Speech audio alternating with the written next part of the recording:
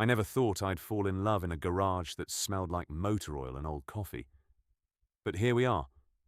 I guess that's how it happens sometimes. You're not looking, you're just living your life. And then someone slides under a car with you and everything changes. It started 3 months ago, when my piece of garbage Honda started making this grinding noise that sounded like a dying cat mixed with a garbage disposal. I'd been ignoring it for weeks, the way you do when you're 26, and broke, and already behind on your student loans. But then, my roommate Marcus told me if I didn't get it fixed, I'd probably end up stranded on the highway somewhere. And honestly, that image scared me enough to actually do something about it. I found this place called Eddie's Auto Repair through a friend of a friend. It was one of those old-school garages tucked between a laundromat and a Vietnamese restaurant, the kind of place that's been there for 30 years and looks like it hasn't changed since the 80s. The sign was faded. There were oil stains on the concrete that probably had their own zip code, and inside it smelled like every garage I'd ever been in. That particular combination of grease and metal and something indefinably masculine that I'd always found weirdly comforting. I walked in that first Tuesday morning expecting to meet Eddie, some gruff older guy who talked to me like I was an idiot for not knowing what a timing belt was. Instead, I got Cassian. He came out from the back, wiping his hands on a rag. And I swear to God, my brain just stopped working for a second. He was maybe a year or two older than me, with dark hair that fell across his forehead, and these incredible hazel eyes that seemed to shift between green and gold depending on how the light hit them. He was wearing a navy blue mechanic's uniform with the sleeves rolled up, and there was a smudge of grease on his jaw that he seemed completely unaware of. He smiled at me, this easy, genuine smile, and said, "You must be Tyler. Your friend said you'd be coming by." I managed to say something coherent, I think. Probably. I handed him my keys and explained about the grinding noise, and he nodded like he actually cared about my stupid car problems. Most mechanics I'd dealt with had this air of barely concealed impatience, like they were annoyed you didn't already know what was wrong. Cassian listened like I was telling him something important. He asked questions. He made eye contact. And when I apologized for not knowing the technical terms, he just laughed and said, "Hey, that's what I'm here for. You do your thing, I'll do mine." He told me he'd take a look and call me later with an estimate. I left feeling weirdly lighter than when I'd walked in, though I told myself it was just relief at finding a mechanic who didn't make me feel like an idiot. He called that afternoon. The grinding noise was the brake pads, which needed replacing. But while he was looking, he'd noticed some other things that should probably get addressed soon. Nothing urgent, he said, but worth keeping an eye on. He quoted me a price that was actually reasonable, and said if I wanted to save some money, he could show me how to do the brake pads myself. He'd supervise, make sure I didn't mess anything up, but the labor would be cheaper if I was doing most of the work. I should have just paid him to do it. That would have been the normal thing to do. But something made me say yes. I'd like to learn. Maybe it was the practical part of my brain saying I should know how to do basic car maintenance. Maybe it was the broke part of my brain seeing a chance to save money.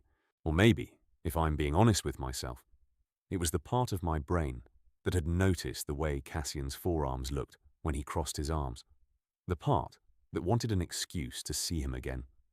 So that Saturday, I showed up at the garage at 9 in the morning with coffee from the place next door because my mom raised me right, and you don't show up empty-handed when someone's doing you a favor. Cassian's face lit up when he saw the coffee cup, and he took it with both hands like I'd brought him something precious. "You're a lifesaver," he said. "I've been here since 6 and I'm running on fumes." The garage was quieter on Saturdays. Just Cassian and one other guy working on a truck in the far bay. Cassian led me to where my Honda was already up on the lift, and he started explaining what we were going to do. He had this way of teaching that made everything seem manageable. He'd show me something once, explain why we were doing it that way, then let me try while he watched. When I messed up, which I did constantly, He never made me feel stupid. He'd just say something like, almost. Try angling it this way, and guide my hands to the right position. That's when I started noticing things I shouldn't have been noticing. The way he smelled, like clean sweat and something citrusy. Maybe his soap. The way his hands moved, confident and sure, when he demonstrated something. The way he stood close enough that I could feel the warmth of him when he leaned in to check my work. The way his voice dropped lower when he was concentrating, almost like he was talking to himself as much as to me. I'd known I was gay since I was 15. I'd been out since college. I'd had a couple of relationships, nothing serious, and a handful of hookups that ranged from fun to forgettable. I was comfortable with my sexuality in the abstract, but standing in that garage with Cassian, feeling hyper-aware of every accidental touch, every moment our shoulders brushed, I felt like a teenager again, awkward and obvious, and desperately hoping he couldn't tell what I was thinking. We worked for about 2 hours that first day. By the end of it, my back was sore. My hands were filthy. And I'd learned more about brake systems than I'd ever thought I'd know. Cassian declared the job done and had me test the brakes in the parking lot. When they worked perfectly, he gave me this proud grin like I'd accomplished something genuinely impressive. See? Not so hard, he said. You've got good hands. Steady. I tried not to read anything into that. I failed completely. I paid him for the parts and the reduced labor, and as I was leaving, he said, "Hey, if you ever want to learn more, just let me know. It's nice working with someone who actually wants to understand how things work, instead of just throwing money at problems." I thought about that invitation for the entire drive home. I thought about it while I showered.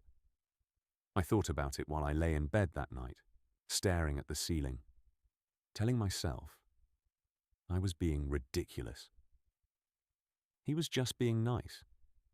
He was just a friendly guy who liked teaching people about cars. The fact that my heart had done a weird flip when he smiled at me meant nothing. The fact that I kept replaying the moment when he'd put his hand over mine to show me the right grip on the wrench meant nothing. Except it did mean something.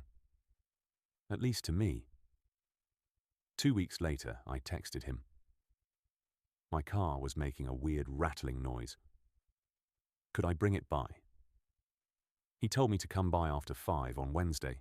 When I got there, the other mechanics were gone and it was just Cassian closing up. He listened to the noise, then popped the hood and poked around for a few minutes.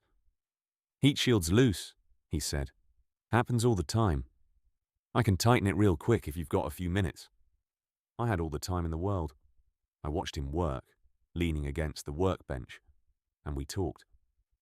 Real conversation this time, not just car stuff. He asked what I did for work, and I told him about my soul-crushing data entry job that paid the bills while I tried to figure out what I actually wanted to do with my life. He laughed at that, not in a mean way, but like he understood.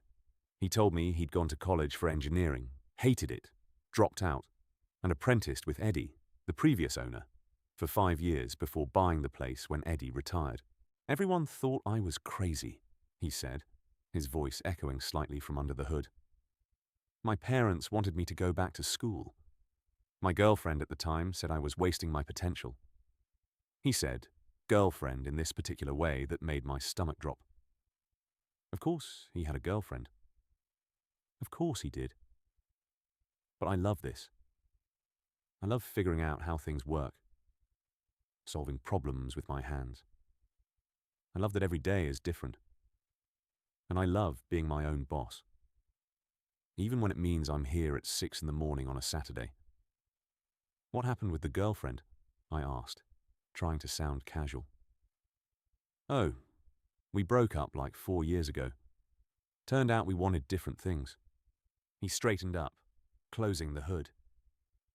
"She wanted someone who wore a suit to work. I wanted someone who didn't care that I came home smelling like a garage." He grinned. "Plus, I figured out I was bi around that time and she was not super cool about that." My heart started doing that thing again. That stupid, hopeful thing. "All fixed," he said, wiping his hands. "No charge. Took like 5 minutes." I protested, but he waved me off. "Seriously, it's nothing. But hey, if you want to make it up to me, there's a burger place down the street that's open late. I'm starving. You want to grab food?" We went to the burger place. We sat in a booth with cracked red vinyl seats and ordered burgers and fries and milkshakes like we were living in a 50s movie. We talked for 2 hours. He told me about growing up in a small town upstate, about being the kid who took apart every electronic device in the house just to see how it worked. I told him about my family, about my sister who was a lawyer and made my parents proud while I was still figuring my life out. We talked about movies and music and the weird guy who came into the garage once trying to pay for a transmission repair with a live chicken. I made him laugh, like really laugh. The kind of laugh where he had to put down his milkshake because he was afraid he'd spill it. And every time he laughed, I felt this warmth spreading through my chest. This sense of rightness, like this was exactly where I was supposed to be. When we finally left, it was almost 10. We stood in the parking lot by my car, and there was this moment, this pause, when neither of us seemed to want to leave. The streetlight above us was flickering, casting uneven shadows, and Cassian had his hands in his pockets, looking at me with this expression I couldn't quite read. "This was nice," he said finally. "We should do it again sometime." "Yeah," I managed. "Definitely." I drove home feeling like I'd just run a marathon. My hands were shaking slightly on the steering wheel. I couldn't stop smiling. Over the next few weeks, it became a thing. I'd find excuses to stop by the garage. Sometimes there was actually something wrong with my car, or something I wanted to learn. Sometimes I'd just bring coffee and hang out while he worked, handing him tools, listening to him explain what he was doing. We started getting dinner after, or lunch on weekends. We texted constantly, stupid memes and random thoughts and pictures of particularly weird cars that came into the shop. I was falling for him. I knew I was falling for him. And I had no idea if he felt the same way. He'd mentioned being bi, but that didn't mean anything. Plenty of bi guys dated women exclusively, and even if he was interested in guys, that didn't mean he was interested in me. We were becoming friends, good friends, and I didn't want to ruin that by making things weird. So I kept my mouth shut and tried to be content with what we had, even though every casual touch felt like electricity, even though I lay awake at night wondering what it would be like to kiss him. Then came the day that changed everything. It was a Saturday in early October, one of those perfect fall days where the air is crisp and the leaves are just starting to turn. I'd come by to help Cassian with an oil change on my car, which I could almost do by myself now. But when I got there, he was lying on a creeper under an old Mustang, and he looked frustrated. "Everything okay?" I asked. He rolled out from under the car, and there was a smudge of grease across his cheek. "I'm trying to get to this stupid bolt, but I can't see what I'm doing and reach it at the same time. I need someone to hold the light while I work, but everyone else took off early today." "I can help," I said. He looked at me, then at the car, then back at me.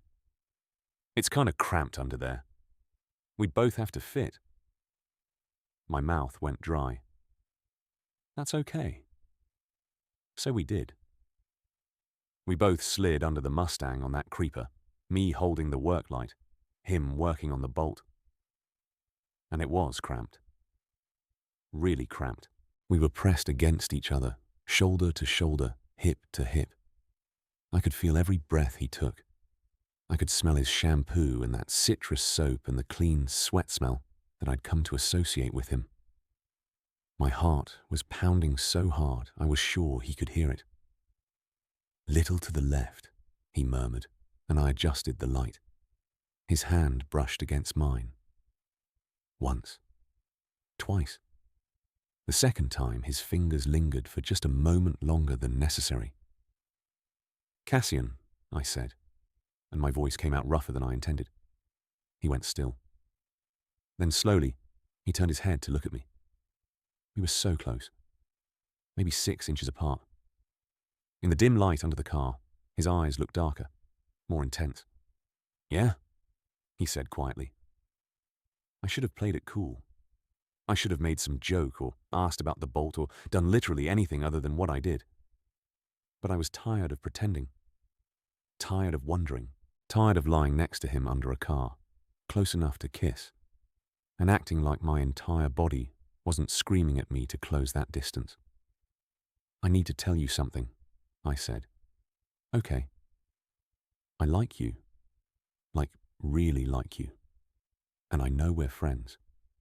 And I don't want to make this weird. But I can't keep pretending I don't think about you constantly. I can't keep acting like every time you touch me. It doesn't feel like the most important thing that's happened to me all day. And if you don't feel the same way, that's completely fine. I'll get over it. But I just needed you to know. The words came out in a rush, all jumbled together, and as soon as I finished speaking, I wanted to take them back. We were trapped under a car together. If this went badly, I couldn't even escape. I'd have to just lie here in my humiliation until he rolled out first. But Cassian didn't look uncomfortable. He didn't look surprised. He looked relieved. Thank God, he said. I've been trying to figure out if you were interested or just really into learning about cars. I let out a breath that was half laugh, half something else. Really into you. The car stuff is just a bonus. He smiled, and it was different from his other smiles. Softer, more intimate. I've wanted to kiss you since the day you brought me coffee, but I wasn't sure, and I didn't want to assume. And then we became friends, and I thought maybe I'd missed my chance. You didn't miss your chance. No. No. We were still under the car, still holding the work light and the wrench. And somehow, that made it perfect. When he kissed me, it was gentle at first, tentative, like he was making sure this was really okay. I kissed him back harder, dropping the work light, not caring that we were in an uncomfortable position in an even more uncomfortable place. His hand came up to cup my jaw, his thumb brushing over my cheek, and I made this embarrassing sound that I'd probably be mortified about later, but couldn't bring myself to care about right now. When we finally broke apart, we were both breathing hard. Cassian was grinning like an idiot. I was probably grinning like an even bigger idiot. We should probably get out from under this car, he said. Probably. We rolled out, stood up, and immediately kissed again, properly this time, without a car chassis in the way. His hands were in my hair, my arms were around his waist, and it felt like everything I'd been hoping for and better. When we finally broke apart again, he rested his forehead against mine. I really like you too, he said, in case that wasn't clear. It's pretty clear now. We finished working on the Mustang together, but everything felt different now. Better. Every brush of hands was intentional. Every smile was charged with meaning. When he showed me something, he stood closer, his chest pressed against my back, his breath warm on my neck. And I leaned into it, into him, finally allowed to want this openly. When the work was done, we cleaned up, and he locked up the garage. We stood in the parking lot again, like we had that first night after burgers. But this time, when he looked at me, there was no uncertainty. Come back to my place, he asked. I make pretty decent pasta, and I have beer, and I'd really like to spend more time with you. Just us, no cars. I went back to his place. His apartment was small and lived in, with mismatched furniture and car magazines stacked on the coffee table, and a kitchen that smelled like garlic and basil. He made pasta while I sat on the counter and talked to him, and it felt domestic in a way that should have scared me, but didn't. It felt right. We ate dinner on his couch, and then we just talked, for hours, about everything and nothing, about the things we wanted, the things we were afraid of, the dreams we'd given up on and the ones we were still chasing. And in between talking, we kissed. Long, slow kisses that made my toes curl, that made me forget there was a world outside this apartment. I ended up staying the night. Nothing happened beyond kissing and falling asleep tangled together on his bed. But it was intimate in a way that felt more significant than sex. I woke up with his arm around my waist and his face buried in my neck, and I lay there in the early morning light, listening to him breathe, feeling more content than I could remember feeling in years. That was 4 months ago. We've been together ever since. I've learned how to change my own oil, replace a battery, and even do a basic tune-up. Cassian has learned that I'm useless before my first cup of coffee, that I have strong opinions about movies, and that I like being the little spoon even though I'm taller than him. We haven't said I love you yet, but I think we're getting close. I can feel it building between us, in the way he looks at me when he thinks I'm not paying attention, in the way I catch myself planning a future that includes him. It's there in the easy rhythm we've fallen into, the way we fit into each other's lives like we were always meant to be there. Last week, I was under a car with him again, holding the light while he worked on something complicated that I still don't fully understand. And I looked over at him, at the concentration on his face, at the way his hands moved with such certainty and skill, and I thought, this is it. This is the person I want to slide under cars with for the rest of my life. He caught me staring and smiled. What? Nothing, I said. Just thinking. About what? About how I never expected to fall in love in a garage. About how the best things in life happen when you're not looking for them. About how sometimes you need someone to show you that what you thought was a two-man job is actually just an excuse to be close to someone you can't stop thinking about. But what I said was, about how lucky I am that my car's a piece of garbage. He laughed, that full, genuine laugh that I love, and leaned over to kiss me, awkward and perfect under the chassis of someone else's car. And I kissed him back, there in the place where this all started, surrounded by the smell of motor oil and possibility, thinking that I'd never been happier to need a mechanic in my entire life.